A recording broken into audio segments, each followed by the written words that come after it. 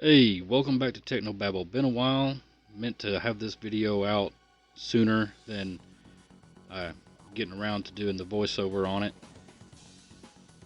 Had a horrible sinus infection. I think I mentioned that in the last video, and it just took forever to go away.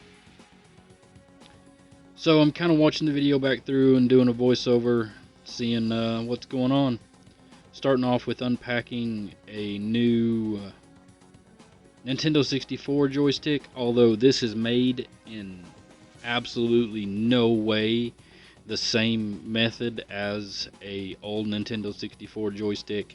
And I will say straight out of the gate that the reviews, I will try to post the Amazon link to this product in the description, and the reviews to the replacement joystick mention that it has an incredibly high sensitivity, which is not untrue. Playing games and stuff, it is incredibly sensitive. I couldn't get a racing game to work. I have Lego Racers for the Nintendo 64, and I couldn't get the game to work. And that will be probably in another video, probably a short of all things, to take apart that cartridge and clean it out and everything and see if I can get it working. And in that video's description or comments or something, I will post about how this controller feels for a racing game. For me, as a console player, I play shooters a fair bit, and I crank the sensitivity. So it doesn't really bother me that bad. It just takes a second for my brain to kind of register and go, okay, yeah, this is pretty sensitive. But the thumbstick that was in here to start with didn't register a full press forward or up on the stick, so it wouldn't register to let me run or move faster than a slow crawl in The World Is Not Enough. So I think it's better. It certainly is a bit more comfortable because it's made more like a GameCube thumbstick in the top of it. So the actual plastic part of the thumbstick feels better, more ergonomical than the Nintendo 64 thumbstick, which was terrible. And I definitely remember as a kid having it just like straight up chew the skin off of my thumbs from playing The World Is Not Enough in particular. Anyway, taking the controller apart is fairly straightforward. Not really anything new or concerning there. And the replacement, actually replacing the joystick, is pretty simple as well. You just pull some screws out, pull this little pack out, and you can replace the joystick. There's also a little clip that, some little clips here that hold in the Z button. That just pops right off, real easy. And it's also got the little connector here. I don't know what that's called. They always bug me. I hate dealing with these things. But just some little screwdriver or something, kind of wiggle it out and it'll come right out. Some pressure and some tension. I actually wound up using this little pick. I got this little pick to help me clean, like scratch out stuff out of corners and stuff like that. It's meant to be like for a cricket cutter, and they sell them at the dollar store for like a dollar, and it's a pretty cool little pick because you can like clean stuff with it and get into places that you can't with other tools. So for a dollar, why not? It's like a little dental pick for a dollar. I'm certainly not complaining about it.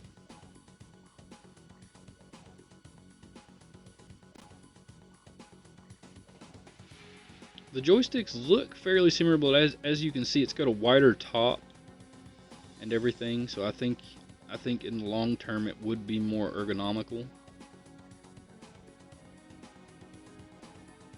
And I do wind up taking the actual Nintendo 64 joystick itself apart and cleaning it out, because I cleaned the controller in the previous video, but I did not take apart this module, and it's funky in there. I actually need to put it back in the controller and retest it just to see if that would have helped, but I haven't gotten around to that either.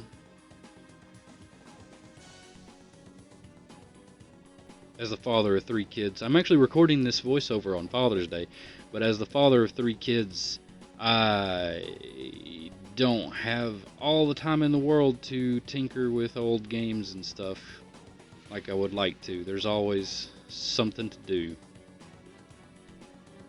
So I try to buy new tech and stuff and tinker, and even old tech, and fix it. And of course I didn't technically buy the Nintendo 64. I've had it since I was a kid ish. I would say like 12 maybe. I don't really know. No idea on a time frame for that. Just remember playing it.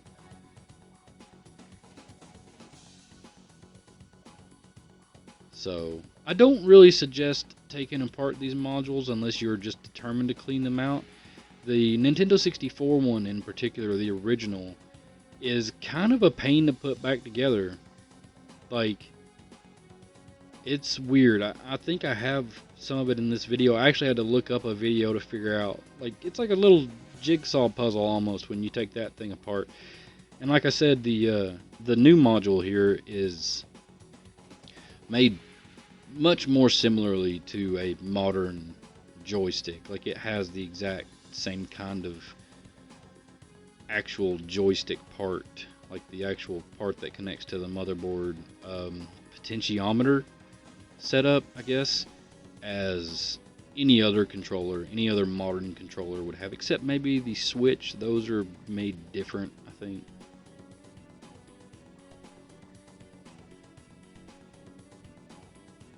So yeah, this one was quite easy to get back together.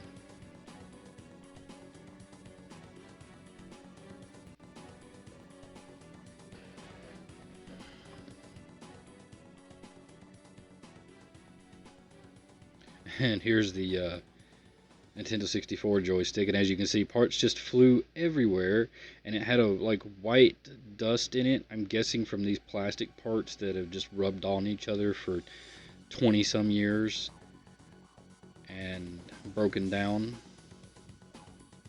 There's also a nice spring in there to make things even more complicated.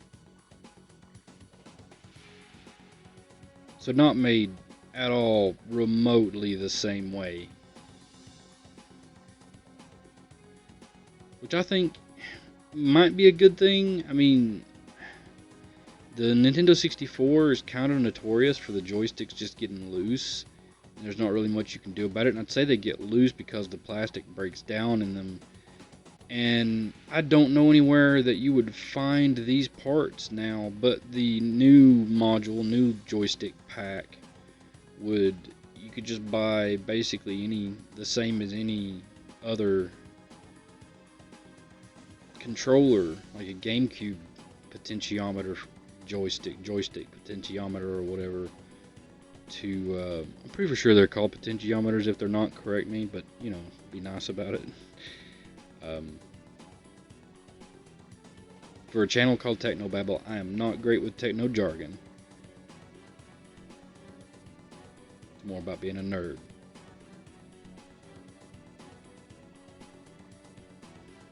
So yeah, I cleaned all this stuff out. And again, I don't know that it would actually make the controller work any better. Haven't tried it. Need to. Might come back to that in a future video as well.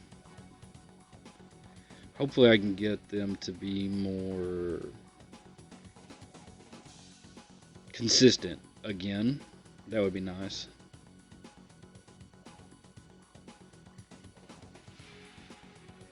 Yeah, here I'm just gonna struggle for a while to try to get this thing back together.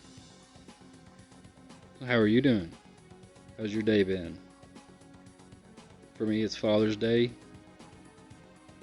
Nobody's home right now. I'm not really complaining. It's alright to have a break every now and again, especially from 3 kids that drive you absolutely crazy. If you have 3 kids, or 2, or even 1, you might know what I mean. They can be rough sometimes.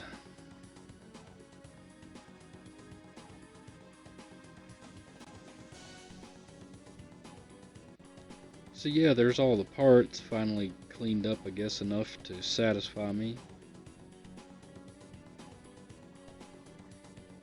It's just overly complicated, overbuilt in a way. I mean, I guess technically it still worked-ish after like 20 years, so it was built well. Putting them back together, though, is an entirely different beast. And it's been like a month or two since I recorded this, so I don't really remember how in the world this went together. I'd probably have to look up the video again if I did this. There are videos out there. I think I had to watch like 3 different ones because they were so old that the footage wasn't of the highest quality. Not saying that mine is either, but the further you go back in YouTube, the worse stuff looks. You know, like before 1080p.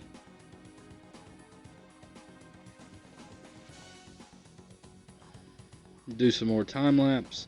I try to do time lapse because I don't want to make cuts in the video. I'd rather all the footage be there. So I do time lapse so all the footage is there and, you know, doesn't waste anyone's time. Because I wound up fiddling with this thing for a good bit. And then right about there is when I gave up and looked up a video. And I was trying to take some tape and hold the spring down and all sort of stuff. Because I don't want to give up straight out of the gate and go, okay, someone can tell me how to do it. I want to see if I can figure it out, you know? Sometimes I have to give up and look up something. Because I wouldn't know where to begin otherwise. And this was one of those times. There I am, looking it up. Cheating. Cheating, right there. Looking it up and cheating on the Xbox. Because that's where I watch YouTube most of the time.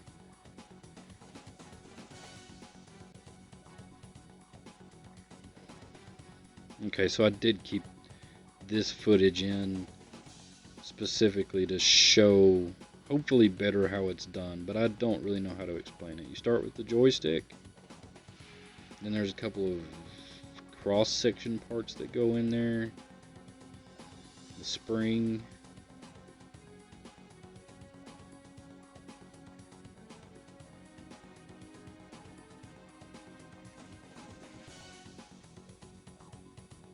This little ring thing.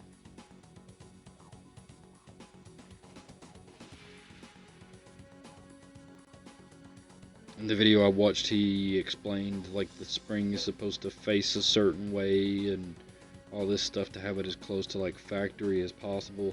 I don't know that any of that's particularly a big deal, but I followed it because if I'm gonna follow a guide, I follow the guide because it's helpful.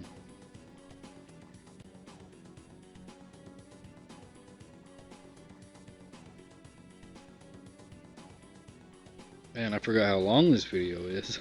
Just ramble on for 20 some minutes. I did want to keep this in so if someone was there they could see a pretty good close-up of how it's done. I can't say that it's the best recording off a $100 phone. So I've said before in my old videos, like, oh, record off a phone. Well, there are other people that have, you know, like iPhone 13s or whatever, and make YouTube videos at 4K and 60 frames a second and have autofocus and HDR and all this and that. And then my phone is like, what's a focus? That's what pulls the image up and down. I mean, it focuses. It does okay, I guess. It's a very slow seeming autofocus, I guess, is my issue with it, but hopefully next year I'll upgrade cameras.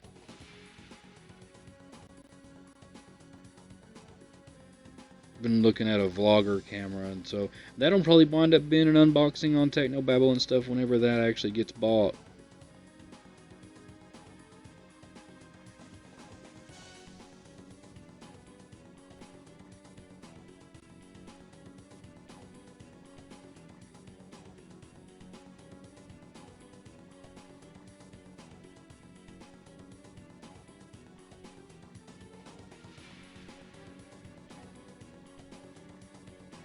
And there it is, finally back together and still fiddly. Because it's under spring tension, so if you let off of it, it basically flies apart.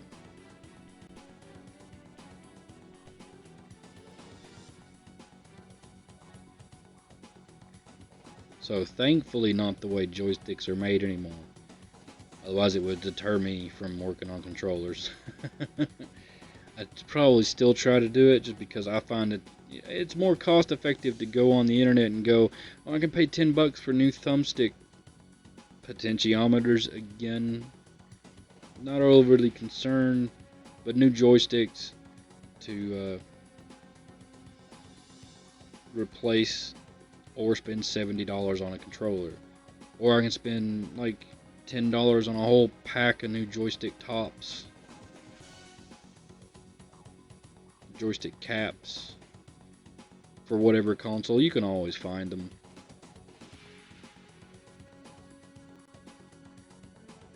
And so part of it is like, yeah, I want to save money. Part of it is I like to tinker with stuff.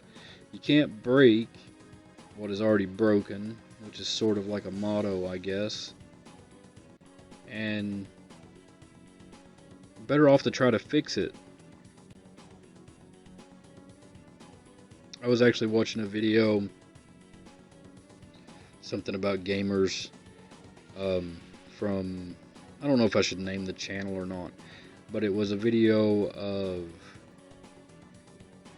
things gamers hate or something, and it said if you wind up with a bad controller, like the only thing you can do is either send it in if it's under warranty or buy a new one. That's not true. You can work on it. You can buy a screwdriver set for very little. And sometimes even if you order the parts, like new joysticks, it comes with screwdrivers to take the thing apart.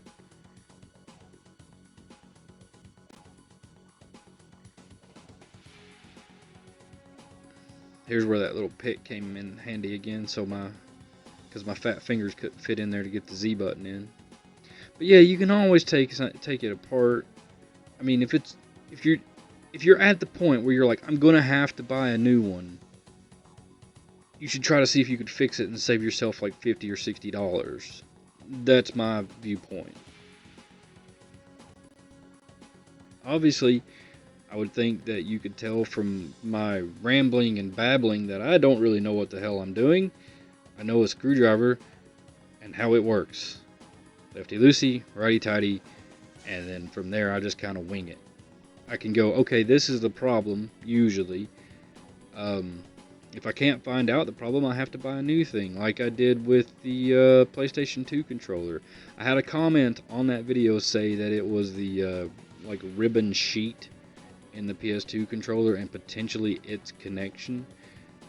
Don't know where I would buy a new connection for it, but I did buy new ribbon sheets, and that will also be eventually in a new upcoming TECHNOBABBLE. I need to see if I can get that original PlayStation 2 controller working that I was given with the console.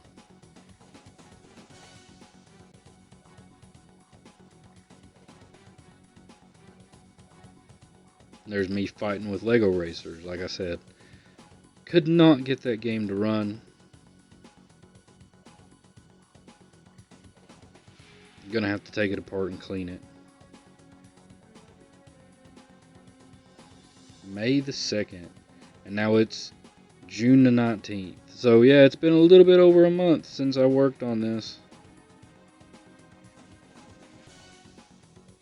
I wound up having trouble out of all of my games, but I did eventually get them going.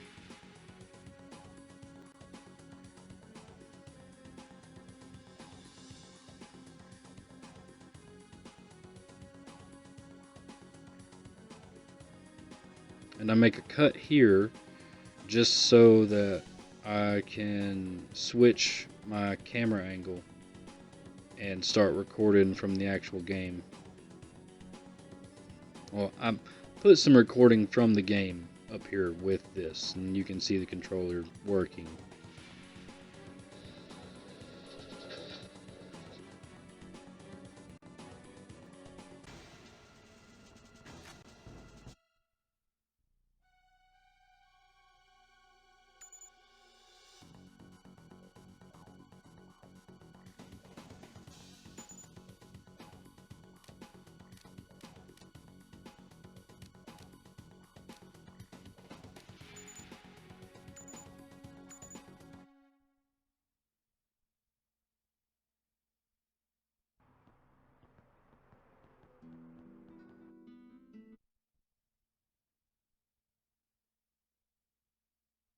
Good afternoon, sir.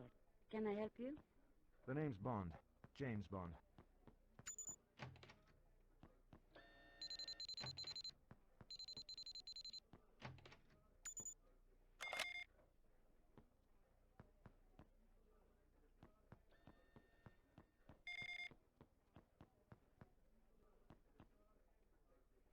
Do you have an appointment, sir?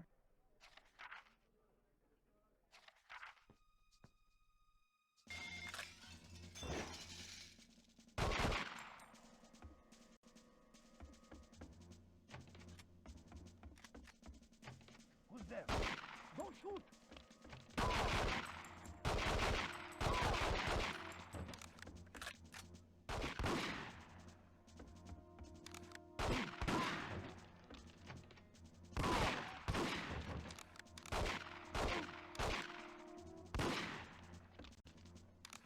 Don't shoot! Don't shoot!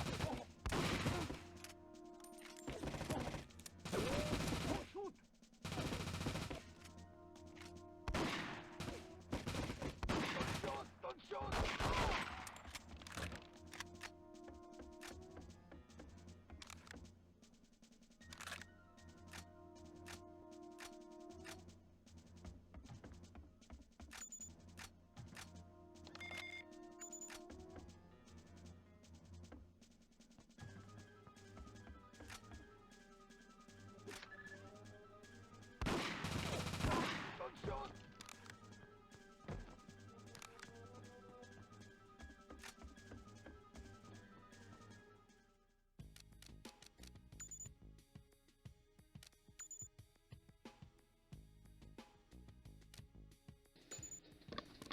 This was me trying to see if there's anything I can do about the sensitivity.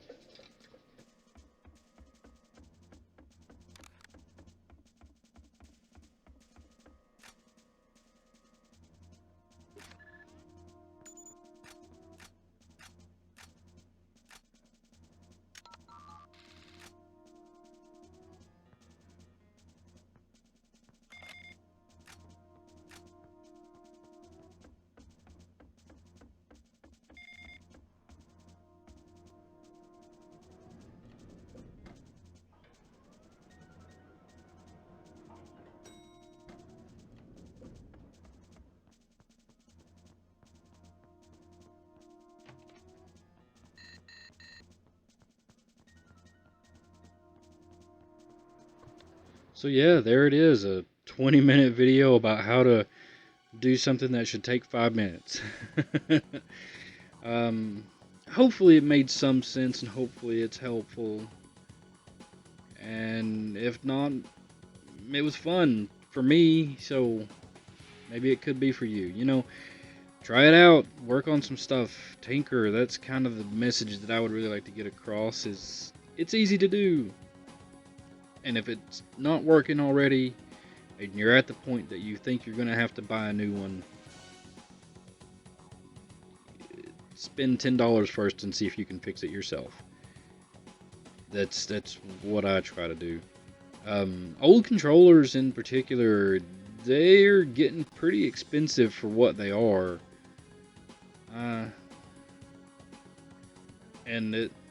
So it's easier to buy parts than it is to buy a new controller. That's really the point.